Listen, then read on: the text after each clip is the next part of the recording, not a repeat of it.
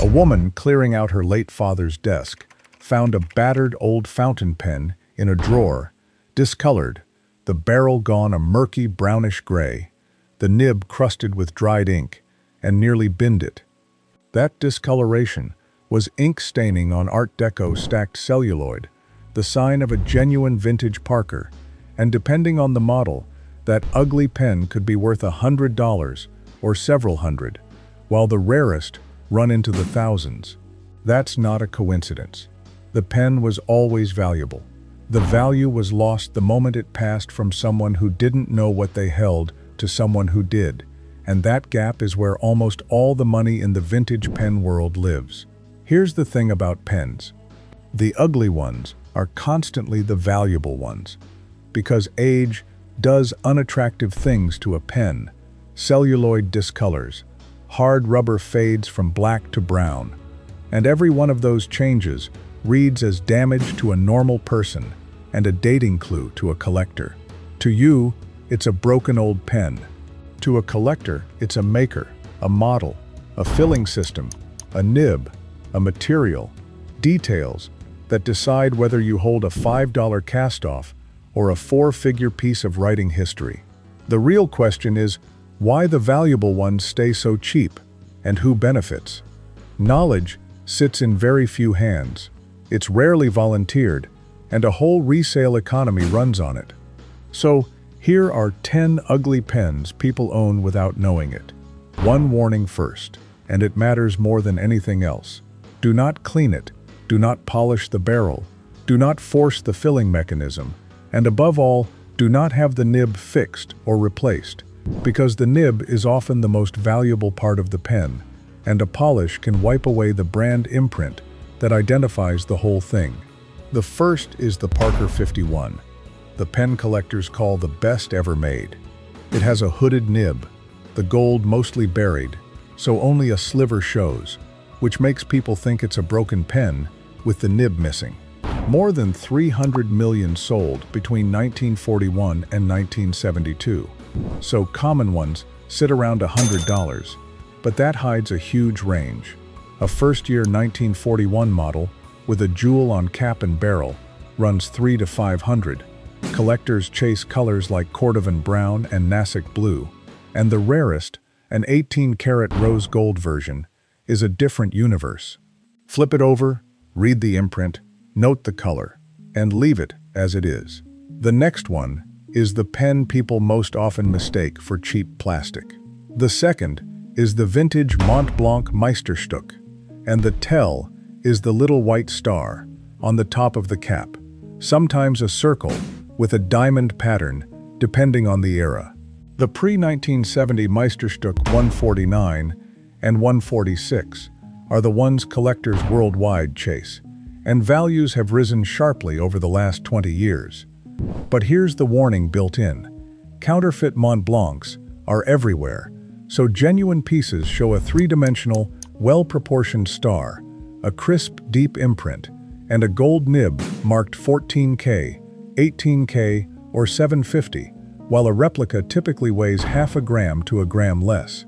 The seller sees a black pen. The buyer weighs it, reads the star and the nib, and knows in seconds. If that surprised you, the next is where the maker who invented the category hides. The third is the Waterman, whose founder essentially invented the modern fountain pen in the 1880s by cutting hairline grooves in the nib that fed air into the ink chamber. That history makes early Watermans genuinely collectible, and the Waterman 42 Safety, a retractable nib pen, sits among the rarities that fetch four figures. These early pens are often black hard rubber, faded to chocolate brown, and that fade is exactly what people read as ruined when it's the fingerprint of an early, desirable pen. Don't judge a hard rubber pen by its color. That fade is the age collectors pay for. Now the list shifts to the American pens, where the filling system tells the story. The fourth is the Sheaffer, the first mass-produced plastic pen maker, and the model to know is the Balance, with its tapered cigar shape and lever fill mechanism. The single most important tell is tiny. A white dot on the cap means it's a lifetime model, the premium tier, and a missing dot reduces the value. Balance pens in rare colors and oversized configurations command real premiums, with the original nib and crack-free celluloid the tells. The fifth lesson is the one that costs people the most, and with pens it comes down to two words: the nib. On a fountain pen, the nib is frequently the most valuable single component, and certain nibs multiply a pen's worth dramatically. A flexible flex nib that spreads under pressure to vary the line, a stub, or a music nib are hunted by calligraphers and can be worth more than the pen around them. So the person who has a bent-looking nib swapped for a rigid replacement or bins the pen destroys the most valuable part. And condition swings are enormous. A mint Parker Duofold can sell for around $300, while the same pen in poor condition brings $25, driven almost entirely by originality. Never force a dried filler, never replace an original nib, and never bin a pen, because it won't write, because a dried-out flex nib is a restoration project and a fortune, while a replacement nib is just a pen. The sixth takes that danger to its most expensive extreme, and it's the pen hiding in the drawer that's worth more than everything around it, precisely because almost nobody recognizes the name. The Chilton is the classic example. Most collectors have never heard of it, which is the point. The Chilton Pen Company operated only briefly in the 1920s, but made pens that rivaled Parker and Waterman, with a distinctive sleeve filler mechanism. Alongside it sits LeBoeuf, which specialized in gorgeous celluloid work during that material's golden age. These are pens with no household name recognition, so they get lumped into estate lots and sold for pennies. The danger is the clear-out, where a dealer offers one round number for the box of old pens, and the Chilton or the LeBoeuf disappears into the pile.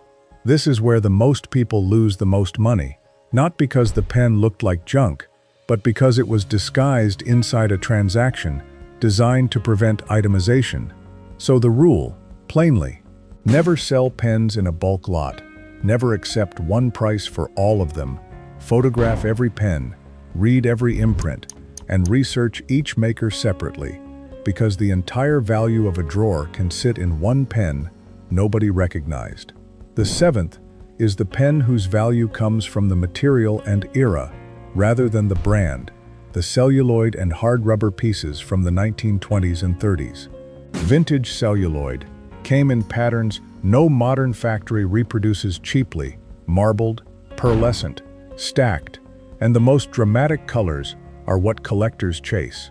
Parker's Duofold Big Red from the 1920s, in bold orange red, is one of the most iconic pens ever made and a genuine sleeper in good celluloid. The trap is that these materials age in ways that look like flaws. Celluloid ambers, darkens, and crazes, while black hard rubber fades. To a normal person, that's a ruined pen. To a collector, the pattern under the patina is the whole point, and original material beats a refinished shine every time. We've covered makers, filling systems, nibs, obscure names, and materials, and the last three pull it together, starting with the detail that separates two near-identical pens.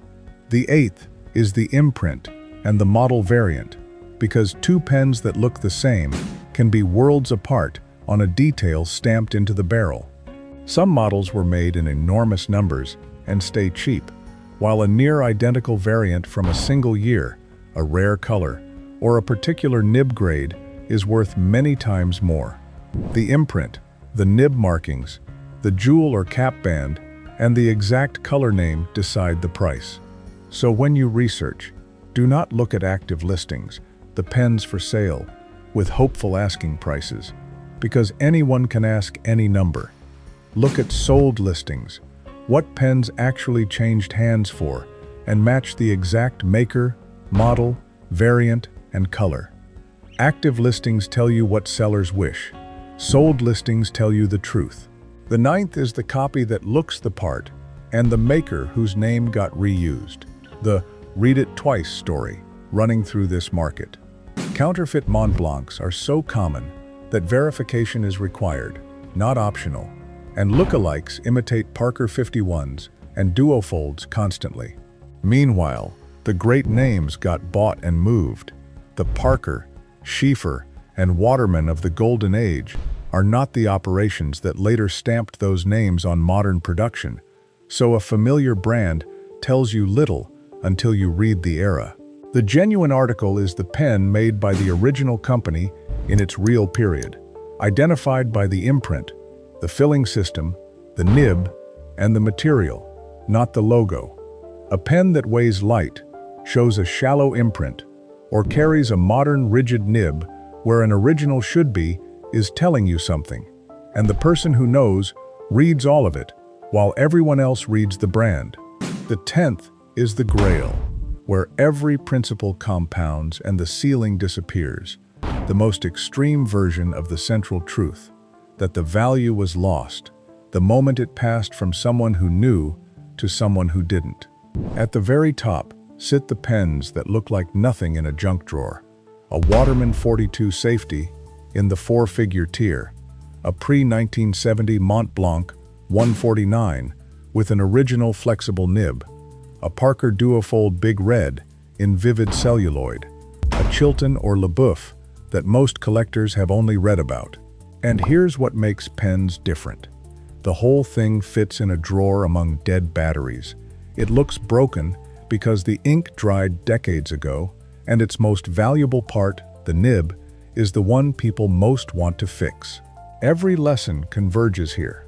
The maker and model, the filling system and nib, the material and color, the imprint variant, the warning never to polish, force, or replace, and the venue, because where you sell matters as much as what you sell.